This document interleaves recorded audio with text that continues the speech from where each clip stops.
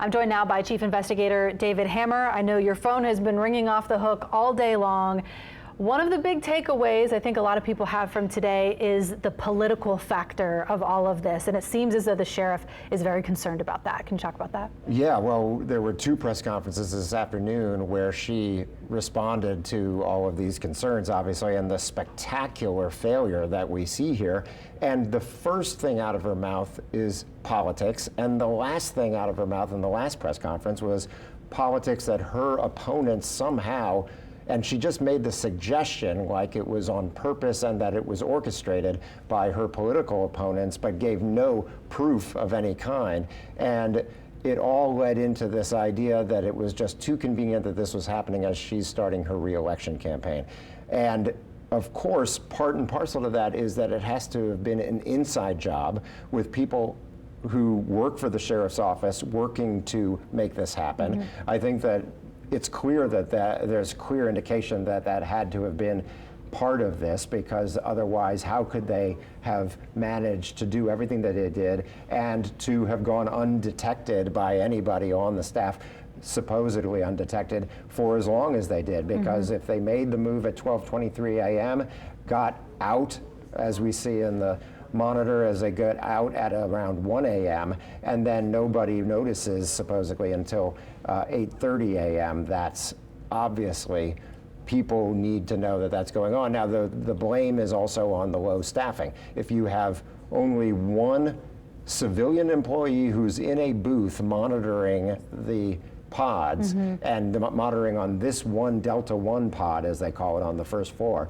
and goes to lunch, goes to take a break, and immediately upon leaving the monitoring area, the inmates make their move, then you can see how, if it's just a matter of not enough staff, you could say that that could lead to this. But then nobody noticing for all those hours, and all of the work that had to go into actually creating the hole in the wall and making a clean cut in that sizable rebar, that doesn't happen with nobody noticing. Yeah, there's so many holes here, I feel like, in this story that could be filled in later as an investigation unfolds, or who knows what we might find out. The clean cuts are definitely one of them, because you can't clean cut rebar without some type of a tool. Yep. Also, you and I were talking about the length of time that this went on. We know they were kind of fiddling with the door around like 12:20, and we're still on the property after 1 a.m., which is a really long time to be away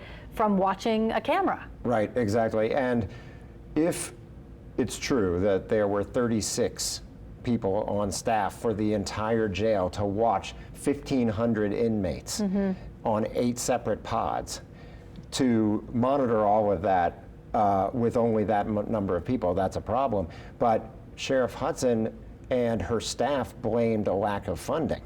But we see that there was funding provided. Obviously, there's a dedicated millage, and there was more funding in her budget than there was for former Sheriff Marlon Guzman's budget to run the same jail. So that's a real concern. You know, what is their explanation? They've given no specifics. They claim poverty, but they give no specifics about why they weren't able to fix these locks that they said that have been broken for a long time and things like that.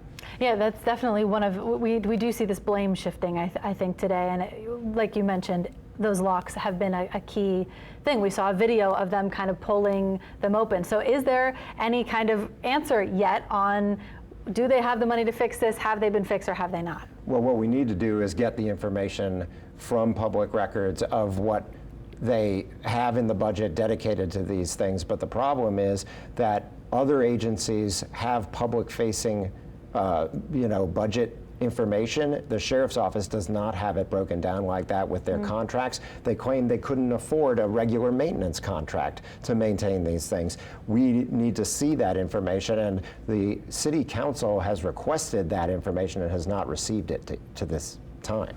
Now, we know that Sheriff Hudson is getting a lot of heat today from residents, from constituents, citizens, and also from fellow leaders in city government.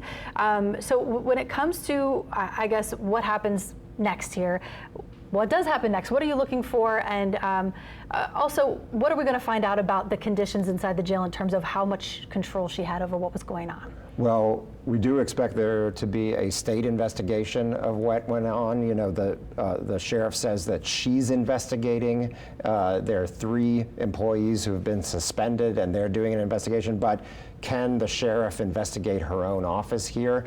Unlikely to be able to do that in a fair manner. You would think that the Attorney General's office or other state officials would be leading an investigation. We also know that the City Council plans to meet on Tuesday to get more information about this and to request documents and all of that. So we're going to learn more as time goes on, and we're going to pursue public records as we can get them about the staffing levels, about the funding levels, and all of these things that Sheriff Hudson blamed in these press conferences and then turned around and said it was politically orchestrated without any proof. We know you're going to keep following it. That's the whole very meaty behind the scenes part. Meanwhile, we also have the survivors of these crimes that are actively in danger. We have the police investigation into finding these fugitives now. So kind of a twofold thing as we move forward. Yeah, and keep in mind you had a convicted murderer, Derek Groves, in among these inmates who escaped. Yeah. And that person already had a trial with witnesses who testified that he could see who they were, and he was supposed to be sentenced to a mandatory life sentence in prison. He was still in OJC and has now escaped. So there's real concern for a number of people, and the sheriff's office, to their credit, does say that they are working with victims, they're working with witnesses. Prosecutors could even be in danger now, and the FBI is also part of this effort to track down these escapees. David, thank you so much. A wealth of information, and I know we'll be talking to you a lot about this in the future. Thank you. Absolutely.